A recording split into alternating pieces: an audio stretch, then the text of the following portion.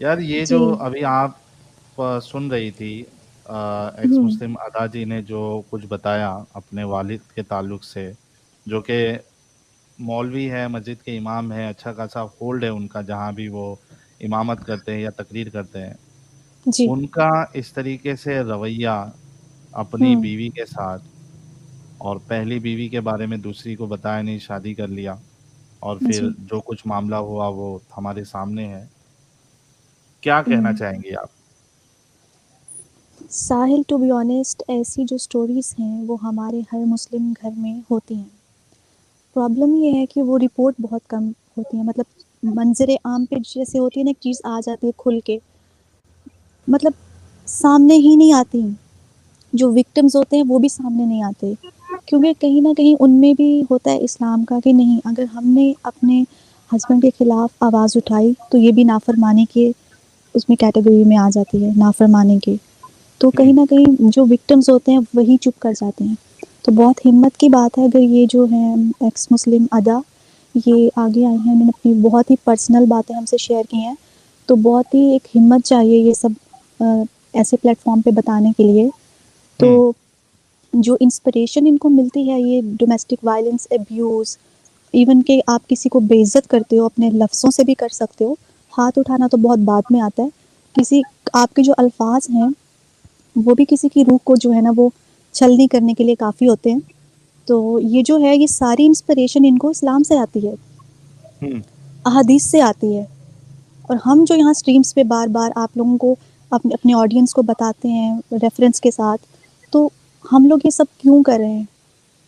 क्योंकि ये हर दूसरे घर की स्टोरी है। हमारे यहाँ ख़वातीन के साथ ऐसा ही सलूक किया जाता है। और बहुत हौसले और हिम्मत की बात है कि इन्होंने तो ये इस लेवल का मेंटालिटी कभी टॉर्चर, चेंज होगी? ये मेंटालिटी को चेंज करने के लिए बहुत मेहनत लगेगी साहिल। बहुत काम उसके करना लिए पड़ेगा इस इस्लाम पे, से क्योंकि निकलना जरूरी है। इस्लाम की बिल्कुल जो सबसे गंदी जहनियत है उससे बाहर आना जरूरी है। वरना तो जिस पे हुँ, जुल्म हो रहा है वो तो उनको लगता ही नहीं कि हम पे जुल्म हो रहा है या हमारे लिए ये चीजें गलत है। यही तो प्रॉब्लम है। यही तो मैंने आपको बताया कि दे आर फाइन, उनको कोई प्रॉब्लम ही नहीं दिखता इसमें। उनको इसमें प्रॉब्लम दिखता है कि अगर हमने किसी से शेयर किया, तो हम जहन्नुम में जा सकते हैं। हम्म। तो ये बिल्कुल। सारी बात आपकी हिम्मत की है और आपके खुद स्टडी करने की, फिर सोचने की, आपके पास दिमाग है। और ये सारी बातें, ये छोटी-सी बच्ची ही मुझे लग रही हैं, मतलब इतनी मैच्योर नहीं लग रही। हो सकता है अबाउट 20 हों, लेकिन फिर भी इन्होंने छोटी-सी एज में काफ़ी कुछ सहा है। और हाँ, क्या मेरे पास तो इम्पैक्ट, वर्ड्स इम्पैक्ट जी। आप सोचिए कि बचपन से ये सारा जो हो रहा था इवेंट, वो कितना हाँ, मतलब इनके जहन पे क्या असर किया खौफ़नाक, होगा यार। क्या किस ट्रॉमा से गुज़री हैं, हम तो इमेजिन ही कर सकते हैं। जिसने सहा है उसको पता है कि उस पे क्या बीती है। तो बहुत ही हिम्मत और हौसले की इनकी मैं दाद देती हूँ कि ये सामने आई और इन्होंने हमें बताया। आगे आप इनसे कुछ पूछना चाहते हैं तो प्लीज़ पूछें। जी। अदा जी, अच्छा इसमें ये बात हो सकती है कि चलो यार ठीक है, वो आपके अब्बू जी का पर्सनल मामला हो और जालिम थे, जुल्म किया उन्होंने, जो भी है, लेकिन आप इस्लाम से क्यों हट गई? मतलब आपने इसको इस्लाम से क्यों रिलेट किया और इस्लाम से आप क्यों बाहर निकल गई? मैं काफ़ी बड़ी हो गई थी। मैं मदरसा बचपन से नहीं गई हूँ, बड़ी होने के बाद स्टार्ट की हूँ, मतलब 8th क्लास में थी मैं, स्टार्ट की हूँ मैं हम्म। मदरसा जाना। और मैं स्कूल बचपन से ही जा रही हूँ।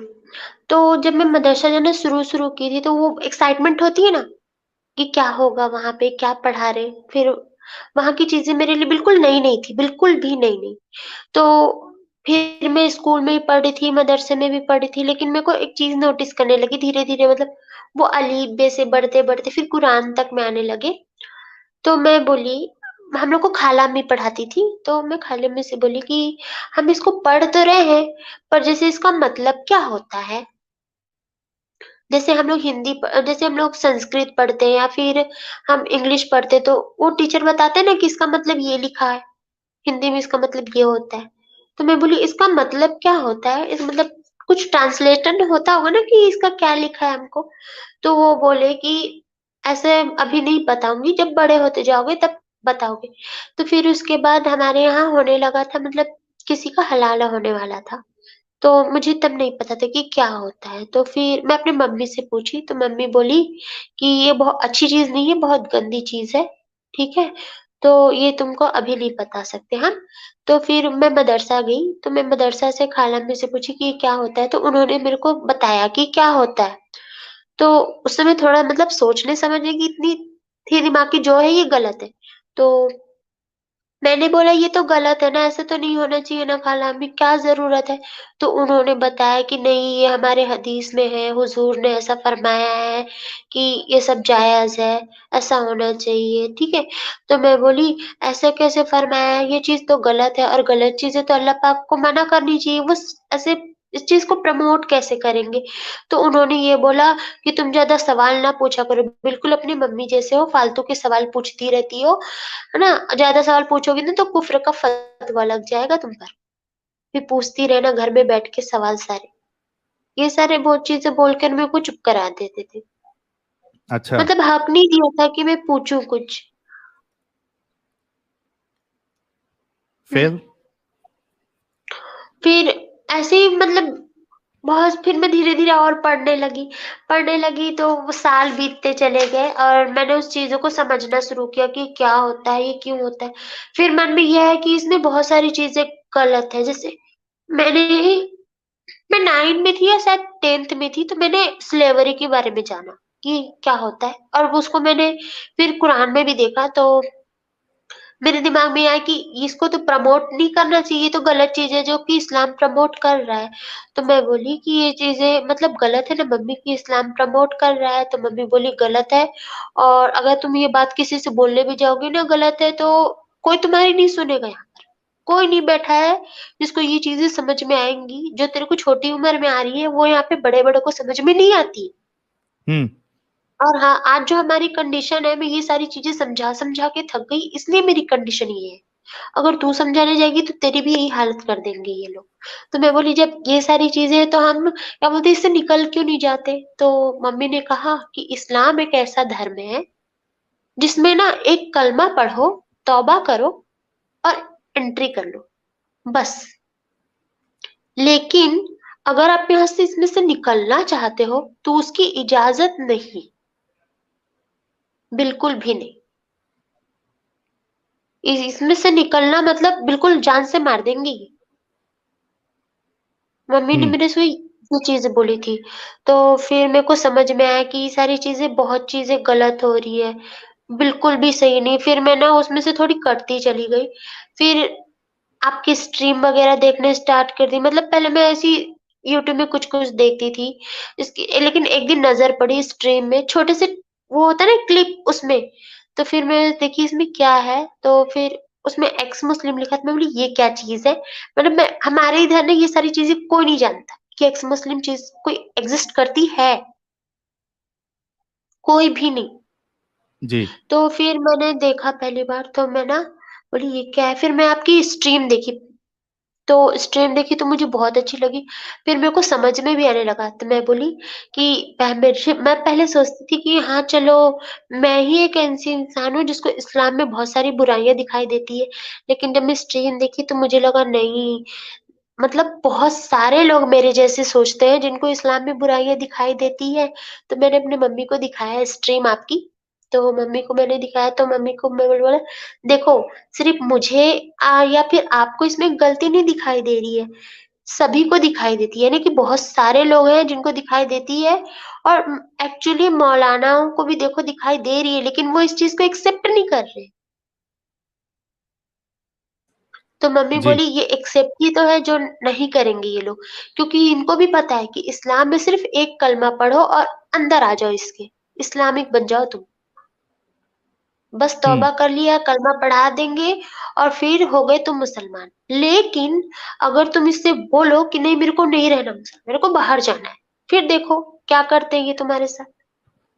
साँस नहीं लेने देंगे, दूसरे दिन सूरज नहीं देख सकते तुम, एकदम गला काट के रख देंगे। मम्मी ने ये चीज़ मेरे को बताई। जी।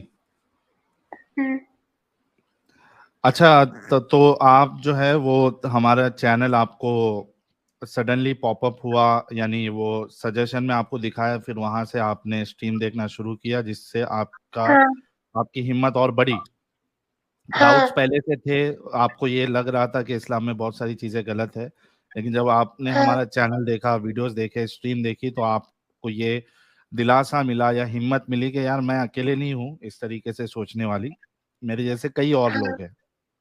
फिर आपने हाँ, फैसला किया कि आप आके जो है वो अपनी स्टोरी बताएंगी।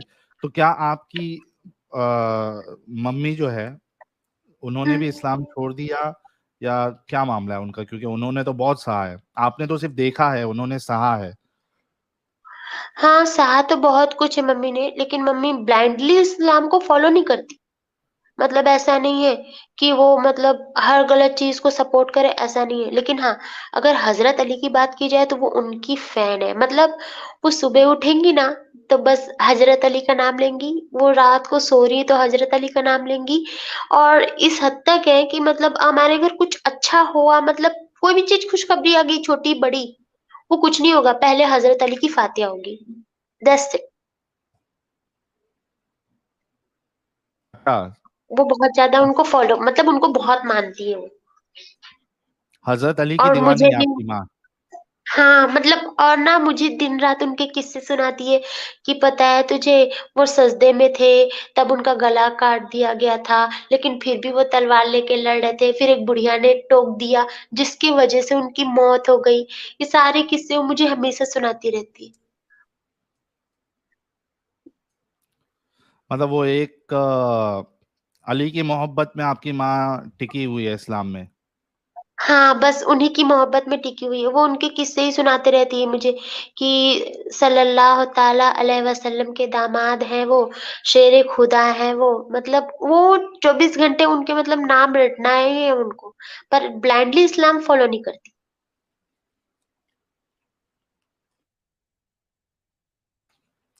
आपकी माँ जो है वो शिया है, सुन्नी है? सुन्नी है। मेरे नाना भी सुन्नी थे, मेरे जो फ़ादर हैं वो भी न्यू सुन्नी थे। मतलब सुन्नी-सुन्नी में ही शादी होके गई हैं, लेकिन वो हज़रत अली को बहुत ज़्यादा मानती हैं।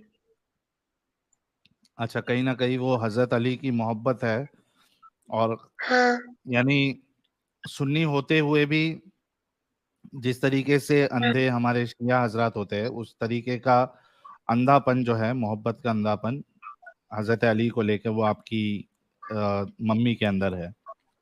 हाँ, वो है, उनको लेकर है। जी।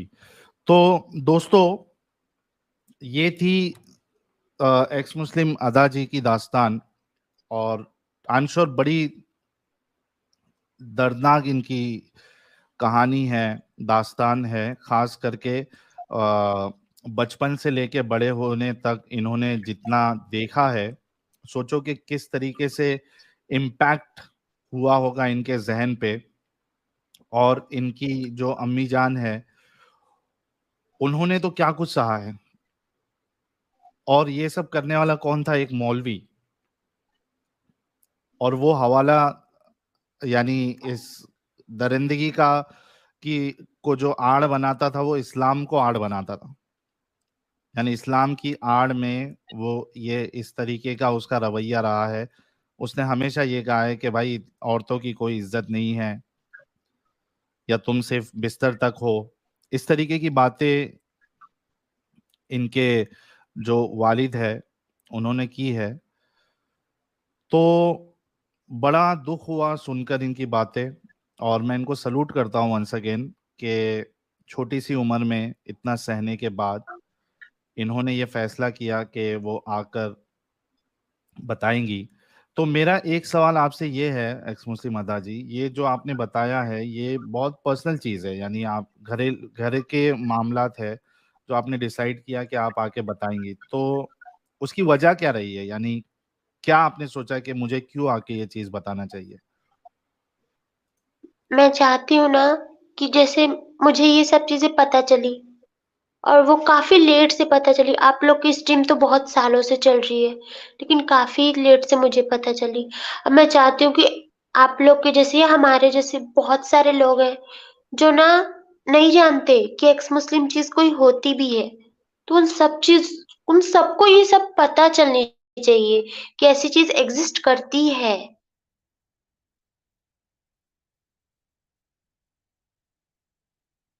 जितना ज्यादा फैलेगा उतना तो अच्छा रहेगा।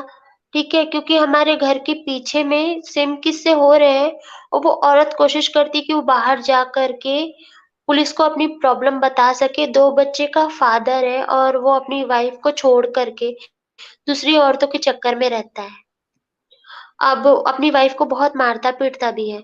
जब उसने ऐसी कोशिश की तो मतलब पूरी जमात आ गई उसके घर में और उसको रोक दिया उसने। यहाँ तक कि हुँ, उसने अपने पेरेंट्स को बुला लिया था, तो उसके पेरेंट्स जो है वो भी आ गए। लेकिन उसके पेरेंट्स ने उसको सपोर्ट नहीं किया। उन्होंने कहा चुप हो जा, घर का मामला है। हुँ, घर वाले भी सपोर्ट नहीं करते हैं। नहीं, और अगर उसने निकाह कर भी लेता है तो क्या बुरा है, अपने इस्लाम में सब जायज़ है। हाँ, वो तो जायज़ है ही। तो जायज़ है, लेकिन सामने उसकी बीवी नहीं चाहती ना ऐसा। तो बीवी को कोई हक है ही नहीं ना कि वो रोक सके, वो इनकार कर सके कि यार आप नहीं कर सकते हो दूसरी शादी मेरी इजाज़त के बिना। बिल्कुल और शौहर इसी कर इनकार सकता है। के चक्कर में मार रही है, वो इतना मार खा रही है, इतना मार खा रही है कि आप उसका मतलब, जैसे मेरी मम्मी को मार-वार पड़ते थे, उनको भी पड़ रहे हैं मार-वार, और मैं रोज़ देखती हूँ ये चीज़ें। हुँ, और वो उसको मार-वार पड़े और वो पुलिस के पास जा नहीं सकती, क्योंकि फैमिली में ना तो उसके पेरेंट्स सपोर्ट कर रहे हैं और ना ही मतलब यहाँ के मुस्लिम सपोर्ट कर रहे हैं, मतलब कोई सपोर्ट नहीं कर रहा है उसको, वो अकेले हो गई है बिल्कुल। और 2 बच्चे हैं छोटे-छोटे उसके भी। जी। तो मेरी सारे जितने व्यूअर्स देख रहे हैं 2800 लोग, सबसे पहले तो रिक्वेस्ट है कि आप लोग वीडियो को लाइक और शेयर करें ताकि और लोग जुड़ सके। कई सारे लोगों को नोटिफिकेशन नहीं आ रहा है और ये सब बातें लाखों करोड़ों लोगों तक पहुंचना बहुत ज़रूरी है, क्योंकि आप देखिए कि जब तक बातें पहुंचेगी नहीं, लोगों के जहन नहीं खुलेंगे, और लोगों के जहन नहीं खुलेंगे तो चेंजेस नहीं आएंगे। तो सबसे पहले तो बात पहुंचना ज़रूरी है, क्योंकि जो पर्सपेक्टिव हम देना चाह रहे हैं लोगों को, बहुत से बार क्या होता है कि एक चीज़ बचपन से आपके साथ गलत हो रही होती है, लेकिन आपको पता नहीं होता है कि ये गलत है। आप बहुत सारी चीज़ें गलत कर रहे होते हो, लेकिन आपको ये पता नहीं होता है कि ये चीज़ें गलत है। उसको एक पर्सपेक्टिव देना होता है, जिससे एक इंसान को आसानी से समझ में आता है कि नहीं, ये वाक़ई में गलत है। तो मोमिनाओं के साथ भी यही मामला हुआ है कि उनके साथ जो ज़ुल्म होता है, जो बंदिश में इतना रखा जाता है, और बीवी को लेके जितनी सारी चीज़ें रसूलुल्लाह ने बताई है, तो उनको पता ही नहीं है कि ये गलत है। उनके पास पर्सपेक्टिव नहीं है। जब उनको एक पर्सपेक्टिव के साथ बताया जाता है, तब उनकी आँखें खुलती है। तो ये पर्सपेक्टिव देना हमारा काम है और पहुँचाना आपका काम है।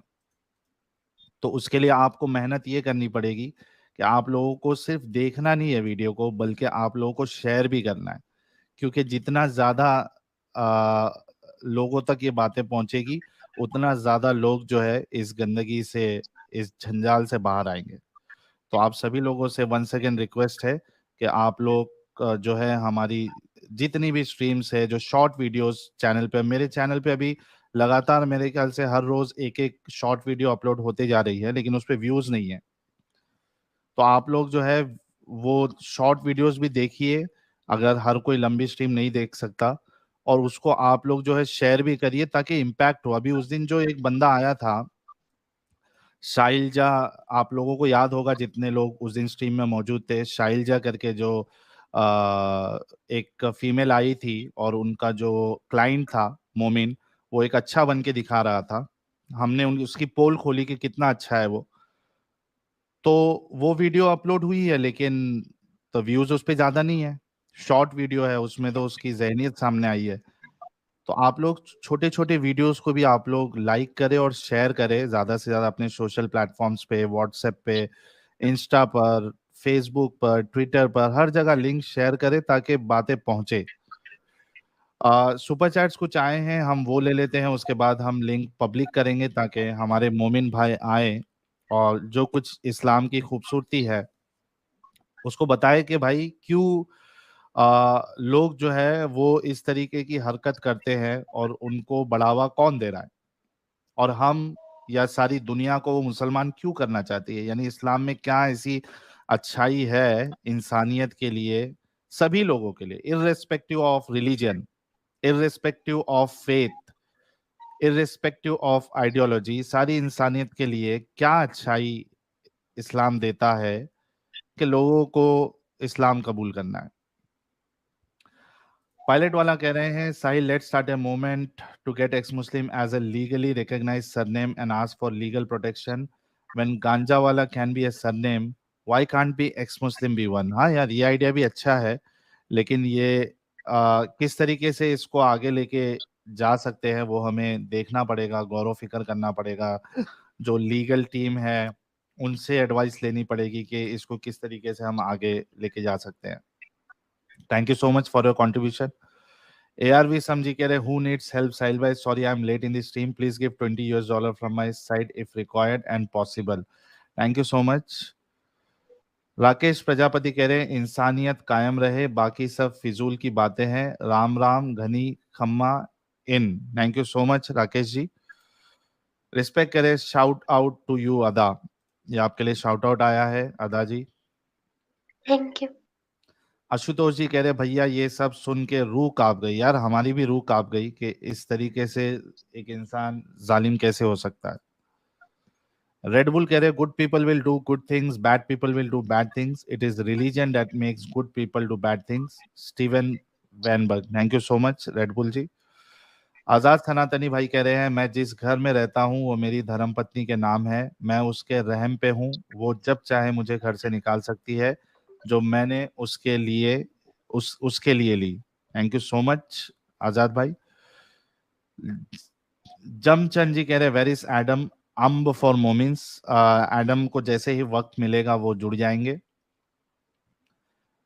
जामचंद जी कह रहे हैं, साजिद भाई प्लीज कम ऑनलाइन, प्लीज तकरीर करें आप इन अरेबिक स्टाइल। साजिद भी जुड़ जाएगा कुछ देरों में। चित्रा शर्मा, आपके कंट्रीब्यूशन का बहुत शुक्रिया। शैलेश कह रहे हैं, ये इस्लाम की असलियत है, ये कल्ट है, इससे बाहर आ जाओ, really feeling bad about this child, दुआ में याद करो। Thank you so much Shailesh ji. Jamchand ji, आपके कंट्रीब्यूशन का बहुत शुक्रिया। और पायलट वाला कह रहे हैं, पापा रंजीत नमस्कार। सर आपको भी नमस्कार। जतिन देसाई जी, आपके कंट्रीब्यूशन का बहुत बहुत शुक्रिया। तो गाइस अभी हम लिंक शेयर कर देते हैं। बैटमैन जी कह रहे हैं, अदा बहन, एक बड़े भाई के तरफ से आपके लिए बहुत बहुत प्यार। I salute you for your courage. Thank you Sahil for giving her such a platform. Thank you Batman ji. Ada ji, ये आपके लिए थैंक यू। जी मैसेज आया। चलिए हम लिंक शेयर कर देते हैं। अमित लिंक पिन कर दो। सिर्फ मोमिन कॉलर्स को ही जुड़ना है, बाकी लोग ना जुड़े।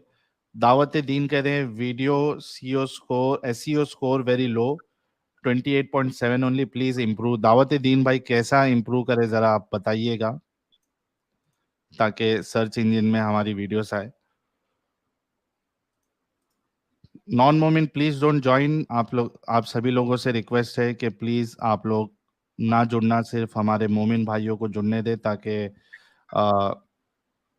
अदा जैसी कई सारी जो फीमेल है जो इस्लाम से निकल रही है, उनको बचाने के लिए हमारे जो मोमिन भाई है उनके पास क्या तरीकेकार है, किस तरीके से लोगों को एक्स मुस्लिम बनने से बचाएंगे, ये आपको आके बताना है। क्या स्ट्रेटेजी है आपके पास और किस तरीके से आप बचाएंगे, जरा हमें बताइएगा।